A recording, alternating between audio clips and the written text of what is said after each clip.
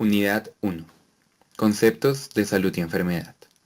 La señora Zora, de 85 años de edad, nació durante la Gran Depresión. Es viuda y en fecha reciente se mudó a vivir con su hija, ya que su pensión no era suficiente para que mantuviera su propia casa. Se presenta con dolor de espalda, al que describe como un hormigueo y ardor en el lado izquierdo de su espalda, justo arriba de la cintura. Su molestia empezó hace 2 días y creyó que desaparecería. Sin embargo, ha aumentado en intensidad y esta mañana observó un exantema sobre la región dolorosa. Su hija sospecha que la visión de su madre ha disminuido, porque ha sufrido unas cuantas caídas recientes por las noches. La hija está preocupada también acerca de la pérdida de audición y de apetito, así como por la creciente fatiga de su madre. La hija añade que su mamá estuvo hospitalizada hace 4 meses y que presentó confusión importante durante el curso de la enfermedad. Los signos vitales de la señora Sara están dentro de los límites normales. Presión arterial 122/68 milímetros de mercurio. Pulso 67. Frecuencia respiratoria 14 veces por minuto.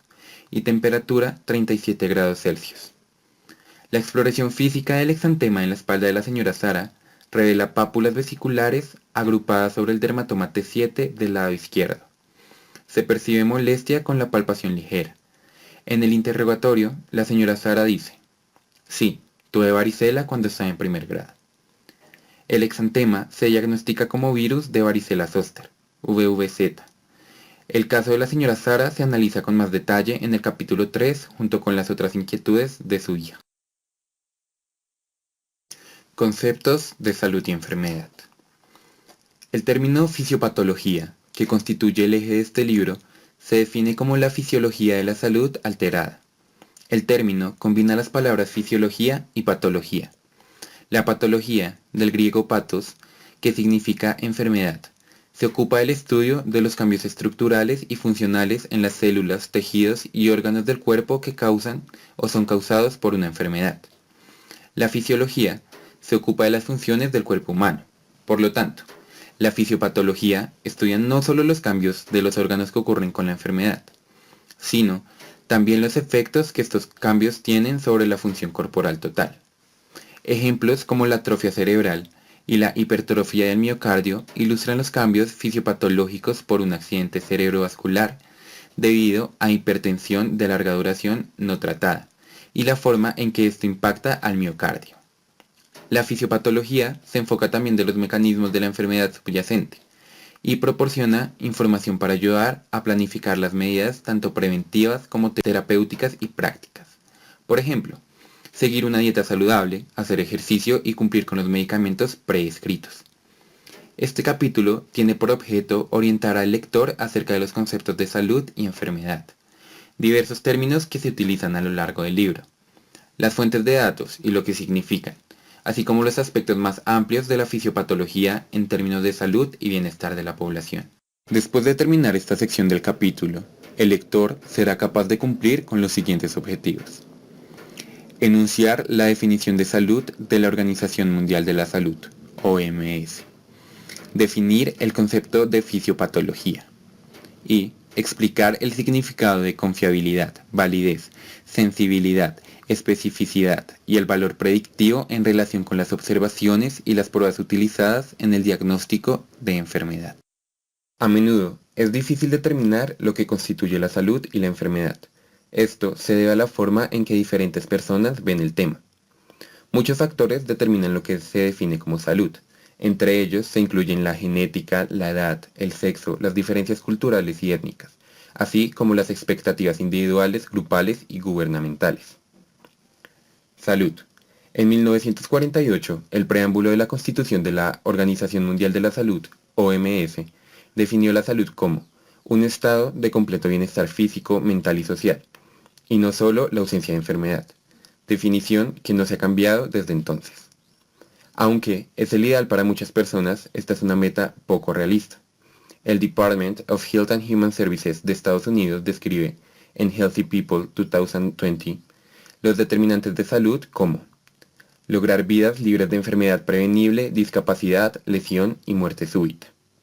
lograr la equidad en la salud y eliminar las disparidades, promover la buena salud para todos y promover conductas saludables durante toda la vida. Cada 10 años, en su informe, el Department of Health and Human Services de Estados Unidos encabeza iniciativas para facilitar los objetivos de la nueva década, como el actual Healthy People 2020. Estos informes de consenso se desarrollan de manera específica para ayudar en la prevención de algunos problemas de salud y ofrecer consejo para promover la salud como lo define la OMS. Enfermedad. Una enfermedad se considera como un padecimiento agudo o crónico que se adquiere o con el que se nace, el cual causa disfunción fisiológica en uno o más sistemas corporales. Por lo general, cada enfermedad tiene signos y síntomas específicos que caracterizan su patología y etiología identificable. Los aspectos del proceso patológico incluyen etiología, patogénesis, cambios morfológicos, manifestaciones clínicas, diagnóstico y curso clínico. Etiología. Las causas de enfermedad se conocen como factores etiológicos. Entre los factores etiológicos reconocidos están los biológicos, como las bacterias y virus, fuerzas físicas, como traumatismo, quemaduras y radiación, químicos, como el veneno y el alcohol, la propia herencia genética y los excesos o déficits nutricionales. La mayoría de los factores causantes de enfermedad son inespecíficos, y muchos causan enfermedad de un solo órgano. Por otro lado, en ocasiones un solo factor o acontecimiento traumático conduce a enfermedad de varios órganos o sistemas. Por ejemplo, en la fibrosis quística, mucoviscidosis, la anemia drepanocítica y la hipercolesterolemia familiar, un solo aminoácido, molécula transportadora o proteína receptora produce amplia enfermedad. Aunque un agente patológico afecte a más de un órgano y varios agentes patológicos dañen el mismo órgano, la mayoría de los estados de enfermedad no tiene causa única. Más bien, la mayoría de las enfermedades es de origen multifactorial. Esto es particularmente cierto en enfermedades como el cáncer, la cardiopatía y la diabetes. Los múltiples factores que predisponen a una enfermedad particular a menudo se denominan factores de riesgo. Una forma de ver los factores que causan enfermedad es agruparlos en categorías, según si están presentes al nacer o se adquieren más tarde a lo largo de la vida. Los padecimientos congénitos son defectos que están presentes desde el nacimiento, aunque no sean evidentes hasta más tarde o nunca se manifiesten. Los padecimientos congénitos se deben a influencias genéticas, factores ambientales, por ejemplo, infecciones virales o consumo de fármacos en la madre, irradiación o la posición gestacional in útero, o una combinación de factores genéticos y ambientales. Los defectos adquiridos son aquellos causados por acontecimientos que ocurren después del nacimiento. Estos incluyen lesión, exposición a agentes infecciosos, nutrición inadecuada, falta de oxígeno, respuesta inmunitaria inadecuada y neoplasia. Se cree que muchas enfermedades son el resultado de una predisposición genética y un acontecimiento o acontecimientos ambientales que sirven de desencadenante para iniciar el desarrollo de la enfermedad. Existen 35.000 genes en el genoma humano, 1 a 10 millones de proteínas y 2 a 3.000 metabolitos en el metaboloma humano. Los grandes avances en la biología molecular y la amplia variabilidad de las personas han conducido a la evolución en biología de sistemas y medicina personalizada. Esto ayudará en la identificación de la etiología de la enfermedad y en el desarrollo de intervenciones individualizadas. Patogénesis. Mientras la etiología describe lo que pone en movimiento el proceso patológico, la patogénesis explica la forma en que evoluciona este proceso. En otras palabras, la patogénesis es la secuencia de acontecimientos celulares y tisulares que suceden desde el momento del contacto inicial con un factor etiológico hasta la expresión última de la enfermedad. Aunque la etiología y la patogénesis son dos términos que se utilizan como sinónimos, sus significados son bastante diferentes. Por ejemplo, a menudo se cita la aterosclerosis como la etiología o causa de la enfermedad de la arteria coronaria. En realidad, la progresión del proceso inflamatorio desde una estría grasa hasta la lesión oclusiva de un vaso en personas con enfermedad de arteria coronaria representa la patogénesis del trastorno. La verdadera etiología de la aterosclerosis sigue siendo en gran medida incierta. Morfología e histología. La morfología se refiere a la estructura fundamental o formas de las células y los tejidos. Los cambios morfológicos comprenden los cambios tanto macroscópicos como microscópicos característicos de una enfermedad. La histología estudia las células y la matriz extracelular de los tejidos corporales. El método que se utiliza con más frecuencia en el estudio de los tejidos es la preparación de cortes histológicos, que son cortes delgados, translúcidos de tejidos y órganos humanos, que se examinan con la ayuda de un microscopio. Los cortes histológicos desempeñan un papel importante en el diagnóstico de muchos tipos de cáncer. Una lesión representa una discontinuidad patológica o traumática de un órgano o tejido. Las descripciones del tamaño de la lesión y sus características a menudo se obtienen al utilizar radiografías, ecografía y otras técnicas de diagnóstico por la imagen. También es posible tomar muestra de las lesiones mediante biopsia, y las muestras de tejido se someten a estudio histológico. La patología diagnóstica ha evolucionado mucho en los últimos años, hasta incluir herramientas inmunitarias y de biología molecular, para estudiar los estados de enfermedad. Manifestaciones clínicas. Las enfermedades se manifiestan de diferentes maneras. En ocasiones el padecimiento produce manifestaciones, como fiebre, que evidencian que la persona está enferma. En otros casos, la enfermedad es silenciosa al inicio y se detecta durante exámenes que tienen otros propósitos o cuando la enfermedad está muy avanzada. Signos y síntomas son términos que se utilizan para describir los cambios estructurales y funcionales que acompañan a una enfermedad. Un síntoma es una molestia subjetiva que observa la persona con algún trastorno, mientras que un signo es una manifestación que nota un observador. Dolor, dificultad para respirar y mareo son síntomas de una enfermedad. Temperatura elevada, extremidad tumefacta y cambios en el tamaño de la pupila son signos objetivos que observa alguien que no es la persona enferma.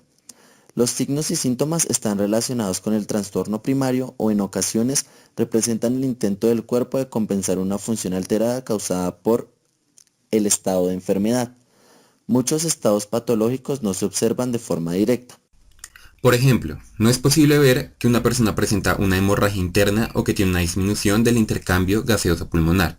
En su lugar, lo que es posible observar es el intento del cuerpo de compensar los cambios en la función ocasionados por la enfermedad, como la taquicardia que acompaña el sangrado, o el aumento de la frecuencia respiratoria que ocurre en la neumonía. Un síndrome es un conjunto de signos y síntomas, por ejemplo, el síndrome de fatiga crónica, que son característicos de un estado patológico específico.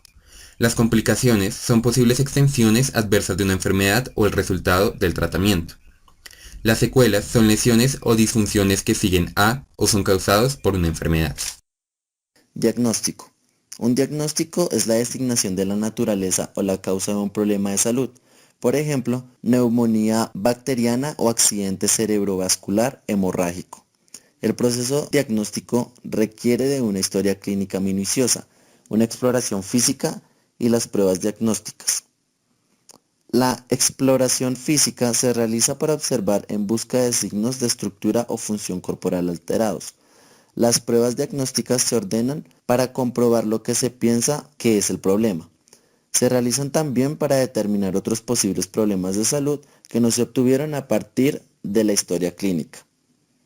Y la exploración física, pero que es posible que estén presentes dados los signos y síntomas identificados.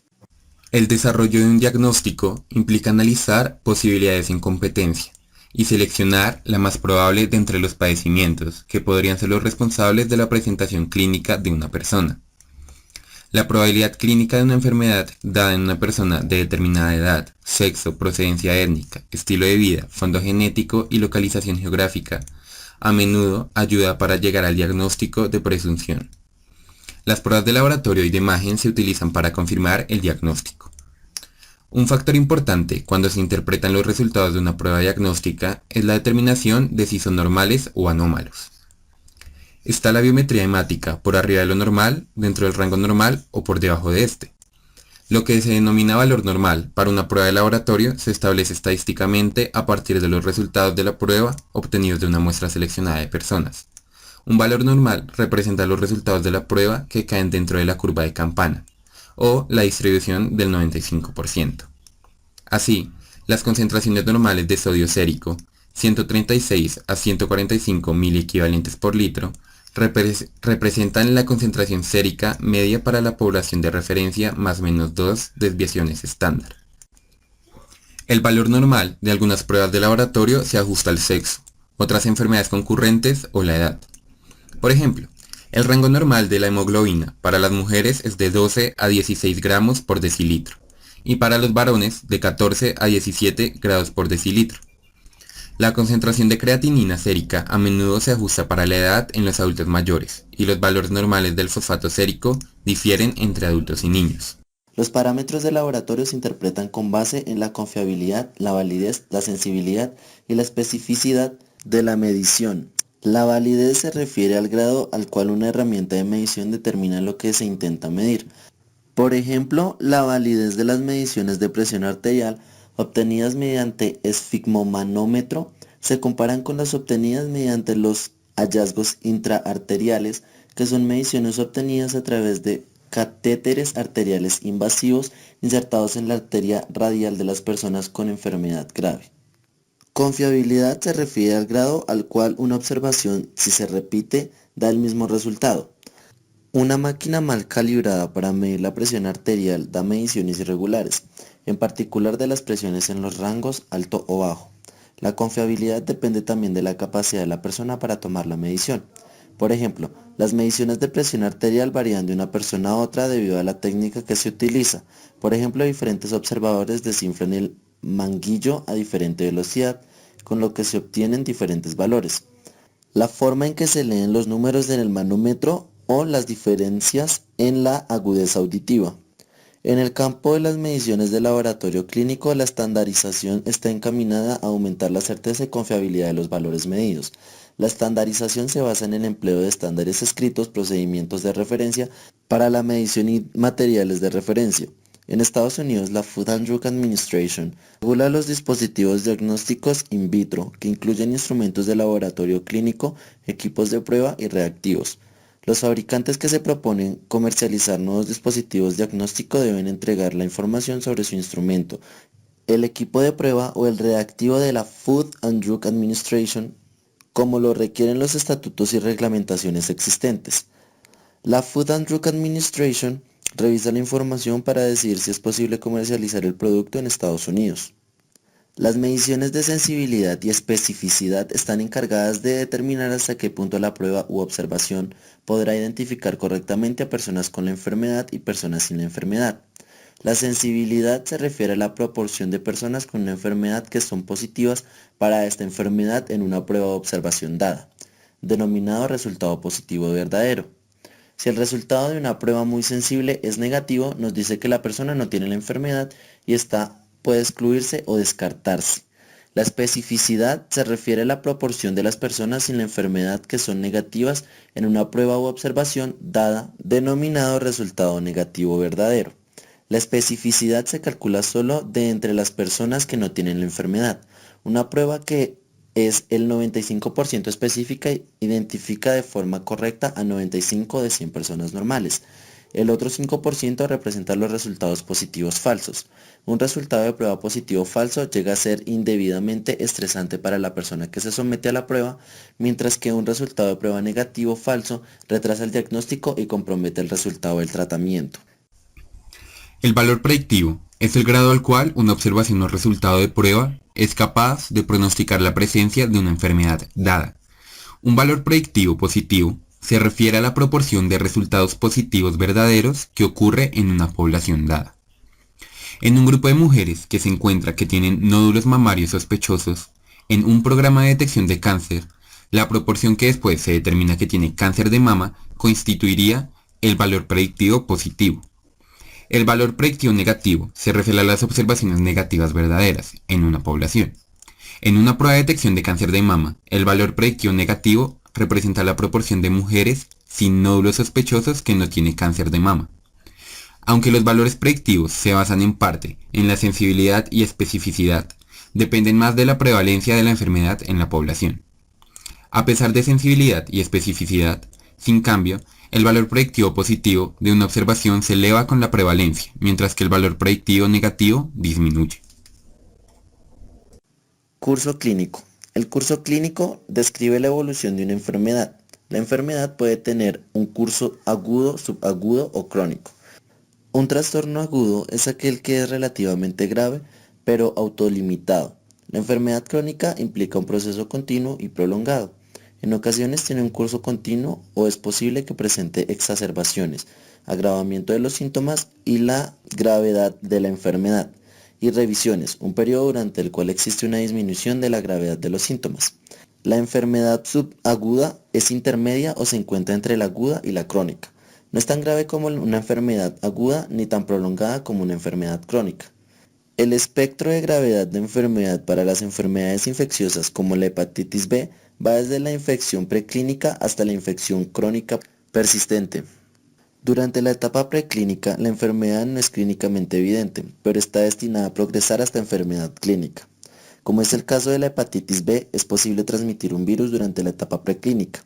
La enfermedad subclínica no es clínicamente aparente y no está destinada a volverse clínicamente aparente. Se diagnostica mediante pruebas de anticuerpos o cultivos. La mayoría de los casos de tuberculosis no son clínicamente aparentes y la evidencia de su presencia se establece mediante pruebas cutáneas. La enfermedad clínica se manifiesta por signos y síntomas. Una enfermedad infecciosa crónica persistente permanece durante años, en ocasiones durante toda la vida.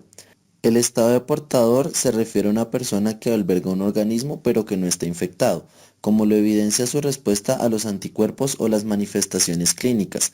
Esta persona es capaz de infectar a otros. El estado de portador en ocasiones tiene una duración limitada y en otras es crónico con una duración de meses o años. En resumen, el término fisiopatología, que es el foco de este libro, se define como la fisiología de la salud alterada. Una enfermedad se define como cualquier desviación de o interrupción de la estructura o función normales de cualquier parte, órgano o sistema del cuerpo, que se manifiesta por un conjunto característico de signos o síntomas, y cuya etiología, patología y pronóstico puede ser conocido o desconocido. Las causas de la enfermedad se conocen como factores etiológicos. La patogénesis describe la forma en que evoluciona el proceso patológico. La morfología se refiere a la estructura o forma de las células o tejidos. Los cambios morfológicos son cambios en la estructura o forma que son característicos de una enfermedad. Una enfermedad se manifiesta de diferentes maneras. Un síntoma es una molestia subjetiva como dolor o mareo, mientras que un signo es una manifestación observable, como una temperatura elevada o una garganta enrojecida y adolorida. Un síndrome es un conjunto de signos y síntomas que son característicos de un estado patológico específico. Un diagnóstico es la designación en cuanto a la naturaleza y causa de un problema de salud. Los médicos necesitan realizar historias clínicas completas IEF, así como comprobar sus hallazgos con pruebas diagnósticas, que incluyen pruebas de laboratorio, pruebas de imagen y otras pruebas. El valor de muchas pruebas diagnósticas se basa en su confiabilidad y validez, así como su sensibilidad y especificidad. Tener una comprensión completa de la fisiopatología ayudará al médico a identificar mejor los problemas durante la historia clínica y la EF, así como a utilizar los datos de laboratorio para una comprobación posterior. El curso clínico de una enfermedad describe su evolución. Puede ser agudo, relativamente grave pero autolimitado, crónico, continuo o episódico, pero que tiene una larga duración, o el subagudo, no tan grave como el agudo ni tan prolongado como el crónico. Dentro del espectro de enfermedad, una enfermedad se designa como preclínica o que no es clínicamente evidente, subclínica, no es aparente clínicamente y no está destinada a convertirse en clínicamente aparente, o clínica, caracterizada por signos y síntomas. Salud y enfermedad en poblaciones. Después de terminar esta sección del capítulo, el lector será capaz de cumplir con los siguientes objetivos. Definir el concepto de epidemiología. Comparar el significado de los términos incidencia y prevalencia en cuanto a su relación con medidas de frecuencia de enfermedad. Diferenciar los niveles de prevención primario, secundario y terciario. La salud de las personas tiene un vínculo estrecho con la salud de la comunidad y de la población que comprende. La capacidad de atravesar continentes en cuestión de horas ha abierto el mundo a problemas de poblaciones a nivel global. Las enfermedades que antes se confinaban a áreas locales en el mundo ahora son una amenaza para la población en todo el mundo. Conforme avanza el siglo XXI, se nos recuerda continuamente que el sistema de atención médica y los servicios que proporcionan están enfocados a poblaciones particulares.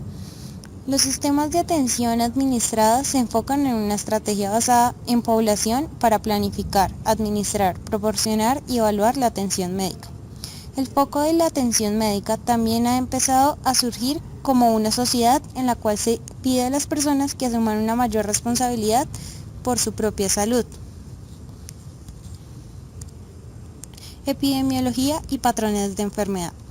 La epidemiología es el estado de la ocurrencia de enfermedad en poblaciones humanas. Se desarrolló en un principio para explicar la diseminación de las enfermedades infecciosas durante las epidemias y ha surgido como una ciencia para estudiar los factores de riesgo para enfermedades multifactoriales, como la cardiopatía y el cáncer. La epidemiología busca patrones de las personas afectadas por un trastorno particular, como edad, procedencia étnica, hábitos de la dieta, estilo de vida o localización geográfica. En contraste con los investigadores biomédicos que estudian los mecanismos de la producción de enfermedad, los epidemiólogos se preocupan más por lo que pasa que por la forma en que pasa. Por ejemplo, el epidemiólogo está más preocupado por si el tabaquismo por sí mismo está relacionado con enfermedad cardiovascular y por si el riesgo de cardiopatía disminuye cuando se deja de fumar. Por otro lado, el investigador biomédico está más preocupado por el factor causal en el humo del cigarrillo y la vía por la cual contribuye a la cardiopatía. Gran parte del conocimiento acerca de una enfermedad proviene de los estudios epidemiológicos. Se utilizan métodos epidemiológicos para determinar la forma en que se disemina una enfermedad, cómo controlarla, la forma de prevenirla y cómo eliminarla. Los estudios epidemiológicos también se utilizan para estudiar la evolución natural de la enfermedad, evaluar nuevas estrategias preventivas y de tratamiento, explorar el impacto de diferentes patrones de salud y atención médica, y pronosticar las necesidades futuras de atención médica. Como tal, los estudios epidemiológicos sirven de base para la toma de decisiones clínicas, la asignación de fondos para la atención médica y el desarrollo de políticas relacionadas con problemas de salud pública. Incidencia y prevalencia. Las mediciones de la frecuencia de enfermedad son un aspecto importante de la epidemiología. Establecen un medio para predecir qué enfermedades están presentes en una población y proporcionar una indicación de la velocidad a la que aumentan o disminuyen. Un caso de enfermedad puede ser un caso existente o el número de episodios nuevos de una enfermedad particular que se diagnostica dentro de un periodo dado. La incidencia refleja el número de casos nuevos que surgen en una población en riesgo durante un tiempo específico. La población en riesgo se considera que son las personas sin la enfermedad pero que están en riesgo de desarrollarla. Se determina mediante la división del número de casos nuevos de una enfermedad entre la población en riesgo de desarrollar durante el mismo periodo. La incidencia acumulada calcula el riesgo de desarrollar la enfermedad durante este periodo de estudio. La prevalencia es una medida de enfermedad que existe en una población en un momento dado. La prevalencia no es un cálculo de riesgo de desarrollar una enfermedad, porque es una función tanto de los casos nuevos como de qué tanto tiempo permanecen los casos en la población. La incidencia y la prevalencia se informan siempre como tasas. Morbilidad y mortalidad. Las estadísticas de morbilidad y mortalidad proporcionan información acerca de los efectos funcionales, morbilidad y los que producen la muerte, mortalidad, característicos de una enfermedad. Estas estadísticas son útiles en términos de que anticipan las necesidades de atención médica, planificación de programas de educación pública, dirección de los esfuerzos de investigación en salud y asignación de fondos para la atención médica. La morbilidad describe los efectos que tiene una enfermedad sobre la vida de las personas. Muchas enfermedades, como la artritis, tienen bajas tasas de muerte, pero un impacto significativo sobre la vida de la persona. La morbilidad se preocupa no solo de la ocurrencia o la incidencia de una enfermedad, sino de la persistencia y las consecuencias a largo plazo de la enfermedad. Las estadísticas de mortalidad proporcionan información acerca de las causas de muerte en una población dada. En la mayoría de países, las personas tienen la obligación legal de registrar ciertos hechos como edad, sexo y causa de muerte en un certificado de defunción. Se utilizan los procedimientos de clasificación en acuerdos internacionales para codificar la causa de muerte y los datos se expresan como tasas de muerte. Las tasas de mortalidad cruda, es decir, el número de muertes en un periodo dado, no toman en cuenta edad, sexo, procedencia étnica, estado socioeconómico ni otros factores. Por esta razón, la mortalidad a menudo se expresa como tasas de muerte para una población específica, como la tasa de mortalidad infantil. La mortalidad se describe también en términos de causas principales de muerte, según la edad, sexo y procedencia étnica. Por ejemplo, entre todas las personas de 65 años de edad y mayores, las 5 principales causas de muerte en Estados Unidos son cardiopatía, enfermedad cerebrovascular, enfermedad maligna, enfermedad de vías respiratorias inferiores crónica y accidentes. Determinación de los factores de riesgo. Las condiciones que se sospecha contribuyen al desarrollo de una enfermedad se denominan factores de riesgo. En ocasiones son inherentes a la persona, presión arterial alta o sobrepeso, o externos, tabaquismo o alcoholismo. Existen diferentes tipos de estudio que se utilizan para determinar los factores de riesgo, que incluyen los estudios transversales, los estudios de casos y controles y los estudios de cohorte. Estudios transversales y de casos y de controles. Los estudios transversales utilizan la recogida simultánea de la información necesaria para clasificar la exposición y el estado del desenlace clínico. Se utilizan para comparar la prevalencia de una enfermedad en quienes tienen el factor o la exposición con la prevalencia de una enfermedad en quienes no están expuestos al factor. Por ejemplo, comparar la prevalencia de cardiopatía coronaria en fumadores y no fumadores. Los estudios de casos y controles están diseñados para comparar las personas que se sabe tienen el desenlace de interés, casos, y los que se sabe que no tienen el desenlace de interés, controles. Después se recaba la información sobre exposición o característica de interés en las personas de ambos grupos. Por ejemplo, se comparan las características del consumo materno de alcohol en los lactantes nacidos con síndrome alcohólico fetal, casos, con la de los lactantes nacidos sin el síndrome, controles. Estudios de cohorte. Una cohorte es un grupo de personas que nacieron aproximadamente al mismo tiempo o que comparten algunas características de interés. Las personas incluidas en un estudio de cohorte, también denominado estudio longitudinal, se siguen durante un periodo de tiempo para observar un desenlace clínico específico. Una cohorte consiste de un grupo único de personas elegidas debido a que tienen o se han expuesto a los factores de riesgo sospechados. Por ejemplo, dos grupos seleccionados específicamente debido a que uno se ha expuesto y el otro no, o un grupo único expuesto en el cual los resultados se comparan con la población general. El estudio Framingham. Uno de los mejores ejemplos de un estudio de cohorte es el Framingham Study, el cual se realizó en Framingham, Massachusetts. Se seleccionó Framingham debido al tamaño de la población, la relativa facilidad con la cual se contactó a las personas y la estabilidad de la población en términos de mudanza hacia o desde el área. Este estudio longitudinal, que se inició en 1950, fue organizado por el Public Health Service de Estados Unidos, con el objetivo de estudiar las características de las personas que más tarde desarrollarían cardiopatía coronaria. El estudio incluyó a 5.000 personas, de entre 30 y 59 años de edad, seleccionadas al azar y seguidas durante un periodo inicial de 20 años. Durante este tiempo se pronosticó que 1.500 de ellas desarrollarían cardiopatía coronaria. La ventaja de un estudio como este es que explora varios factores de riesgo al mismo tiempo y determina la importancia relativa de cada uno.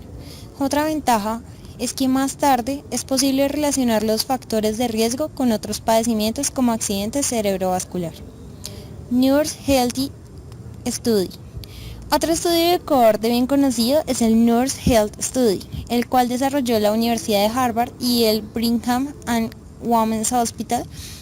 El estudio empezó en 1976 con una cohorte de 121.700 enfermeras del sexo femenino, entre 30 y 55 años de edad, que vivían en Estados Unidos. El estudio se amplió en 1989 para incluir un grupo de 238.000 enfermeras del sexo femenino. En un principio estaba diseñado para explorar la relación entre los anticonceptivos orales y el cáncer de mama. Las enfermeras en el estudio proporcionaron respuestas a preguntas detalladas acerca de su ciclo menstrual, tabaquismo, dieta, peso y medida de la cintura, patrones de actividad, problemas de salud y consumo de medicamentos. Recogieron muestras de orina y sangre, incluso proporcionaron los recortes de las uñas de los pies. Para seleccionar la cohorte, se pensó que las enfermeras estarían bien organizadas, serían exactas y observadoras en sus respuestas, y que no serían fisiológicamente diferentes de otros grupos de mujeres. También se anticipó que sus patrones reproductivos de alimentación y de tabaquismo serían similares a los de otras mujeres trabajadoras. Evolución natural de la enfermedad. La evolución natural de una enfermedad se refiere a la progresión y desenlace clínico proyectado en la enfermedad sin intervención médica. Al estudiar los patrones de una enfermedad a lo largo del tiempo en las poblaciones, los epidemiólogos comprenden mejor su evolución natural. El conocimiento de la evolución natural se utiliza para determinar el desenlace clínico de la enfermedad, establecer prioridades para los servicios de atención médica, determinar los efectos de los programas de escrutinio y detección temprana sobre el desenlace clínico de la enfermedad y comparar los resultados de tratamientos nuevos con el desenlace esperado sin tratamiento. Existen ciertas enfermedades para las cuales no existen métodos efectivos de tratamientos o las medidas de tratamiento actuales son efectivas solo en ciertas personas. En este caso se utiliza la evolución natural de la enfermedad como factor pronóstico del desenlace. Por ejemplo, la evolución natural de la hepatitis C indica que el 80% de las personas que se infectan con el virus no lo elimina y progresa hacia infección crónica. La información acerca de la evolución natural de una enfermedad y la disponibilidad de métodos de tratamiento efectivo proporciona indicaciones para medidas preventivas. En el caso de la hepatitis C, se indica el escrutinio cuidadoso de las donaciones de sangre y la educación de los consumidores de fármacos intravenosos para prevenir la transferencia del virus. Al mismo tiempo, los científicos luchan por desarrollar una vacuna que evitará la infección en personas expuestas al virus. El desarrollo de las vacunas para prevenir la diseminación de enfermedades infecciosas como la polio y la hepatitis B ha sido motivo sin duda por el conocimiento de la evolución natural de estas enfermedades y la falta de medidas de intervención efectivas. Con otras enfermedades como el cáncer de mama, la detención temprana a través de la autoexploración y la mastografía o mamografía aumenta las probabilidades de una curación. El pronóstico se refiere al probable desenlace clínico y prospecto de recuperación de la enfermedad. Se designa como oportunidades de recuperación completa, posibilidad de complicaciones o tiempo de supervivencia anticipado. A menudo el pronóstico se presenta en relación con las opciones de tratamiento, es decir, los desenlaces esperados o las probabilidades de supervivencia con o sin cierto tipo de tratamiento. El pronóstico relacionado con un tipo dado de tratamiento suele presentarse junto con el riesgo relacionado con el tratamiento. Prevención de la enfermedad. Básicamente, llevar una vida sana contribuye a la prevención de enfermedad. Existen 3 tipos fundamentales de prevención: primaria, secundaria y terciaria. Es importante observar que los 3 niveles están encaminados a la prevención. La prevención primaria está dirigida a evitar que la enfermedad ocurra mediante la eliminación de todos los factores de riesgo. Ejemplos de prevención primaria incluyen la administración de ácido fólico a las embarazadas y mujeres con posibilidad de embarazarse para prevenir defectos del tubo neural en el feto, vacunar a los niños para prevenir enfermedades contagiosas y aconsejar a las personas que adopten un estilo de vida saludable como medio de evitar la cardiopatía. La prevención primaria a menudo se lleva a cabo fuera del sistema de atención médica a nivel comunitario. Algunas de las medidas de prevención primaria son obligatorias por ley. Por ejemplo, utilizar los cinturones de seguridad en los automóviles y el empleo de casco en las motocicletas. Otras actividades de prevención primaria, por ejemplo, el empleo de tampones para los oídos o mascarillas para el polvo, se llevan a cabo en ocupaciones específicas.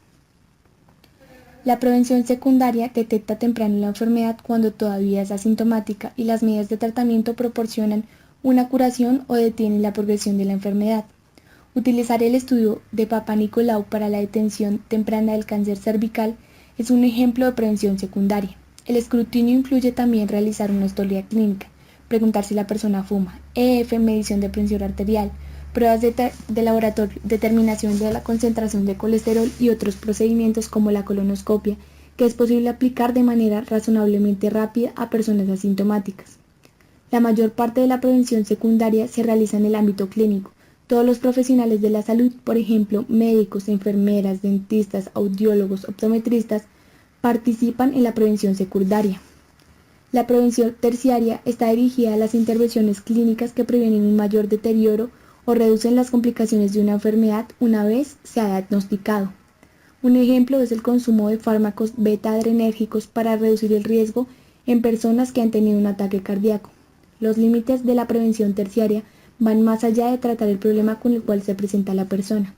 En personas con diabetes, por ejemplo, la prevención terciaria requiere más que un buen control de la glucosa, Incluye también exámenes oftálmicos regulares para la detención temprana de retinopatía, educación para un cuidado de los pies y tratamiento para otros factores de riesgo cardiovascular como la hiperlipidemia. Las medidas de prevención terciaria incluyen también acciones para limitar el deterioro físico y las consecuencias sociales de una enfermedad. La mayoría de los programas de prevención terciaria se localizan dentro de los sistemas de atención médica y comprenden los servicios de varios tipos de profesionales en la salud. Práctica basada en la evidencia y directrices para la práctica. La práctica basada en la evidencia y las directrices para la práctica basadas en la evidencia han ganado popularidad entre la comunidad médica, los practicantes de la salud pública, las organizaciones para el cuidado de la salud y el público como un medio para mejorar la calidad y la eficiencia de la atención médica. Su desarrollo se debió por lo menos en parte a la enorme cantidad de información publicada acerca de las medidas diagnósticas y de tratamiento de diversas enfermedades, así como las demandas de una atención médica mejor y más rentable. La práctica basada en la evidencia se refiere a tomar decisiones en la atención médica basándose en datos científicos que hayan mostrado una forma específica de manejar una enfermedad, los síntomas y las molestias de un paciente. La práctica basada en la evidencia estipula que los médicos no pueden practicar su profesión de acuerdo con solo su manera de hacerlo o según la forma en que siempre se hizo antes. La práctica basada en la evidencia se basa en la integración de la experiencia clínica individual del médico con la mejor evidencia clínica externa a partir de la investigación sistemática.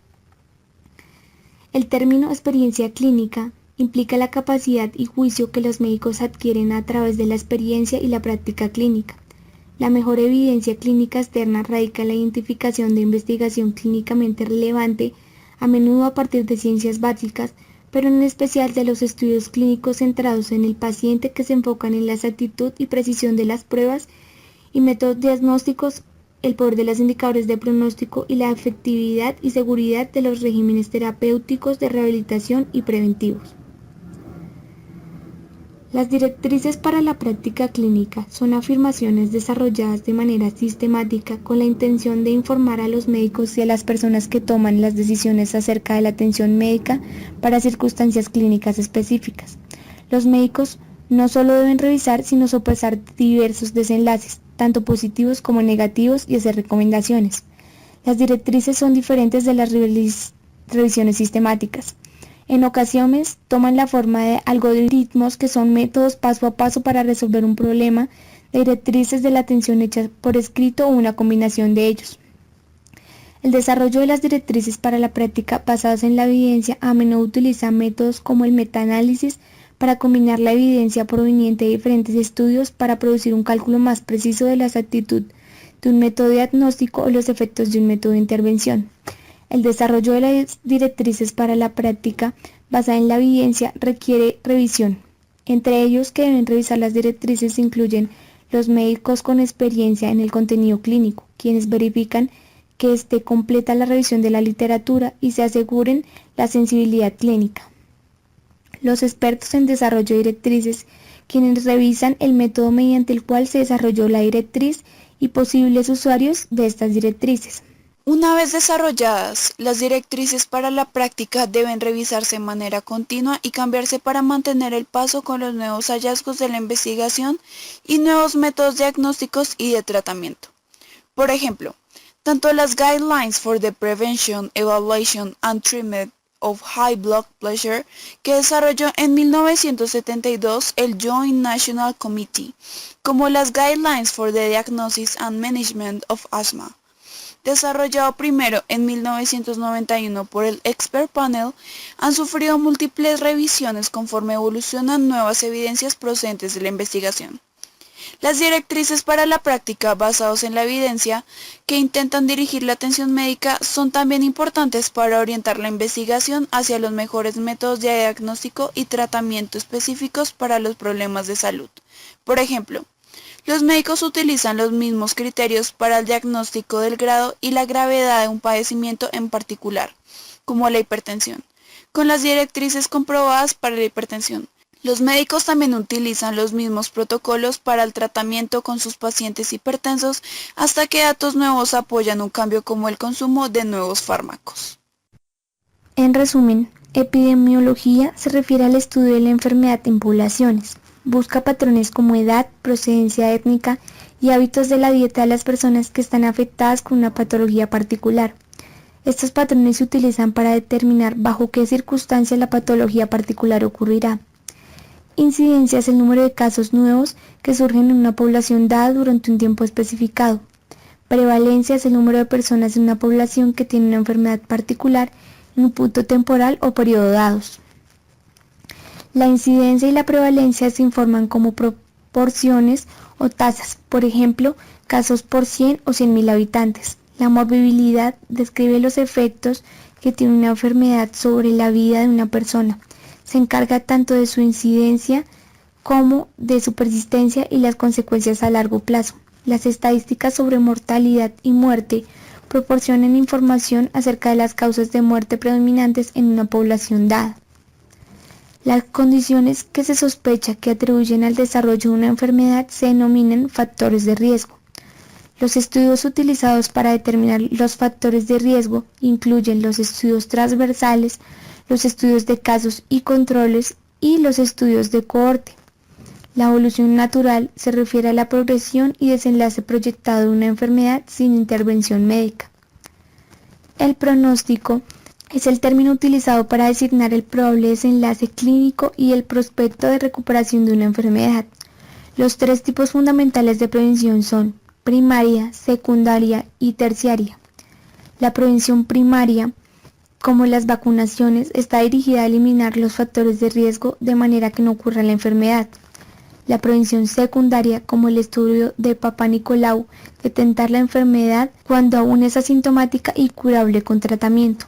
La prevención terciaria, con el consumo de beta-adrenérgicos para reducir el riesgo de muerte en personas que han tenido un ataque al corazón, se enfoca en intervenciones clínicas que previenen un mayor deterioro o reducir las complicaciones de una enfermedad. La práctica basada en la evidencia y las directrices para la práctica basadas en la evidencia son mecanismos que utilizan la mejor evidencia actual para la toma de decisiones acerca de la atención médica de las personas. Se basan en la experiencia del médico individual integrada con la mejor evidencia clínica proveniente de la revisión sistemática de estudios de investigación creíbles. Las directrices de práctica toman forma de algoritmos, las cuales son métodos paso a paso para resolver un problema, directrices escritas o una combinación de ellos.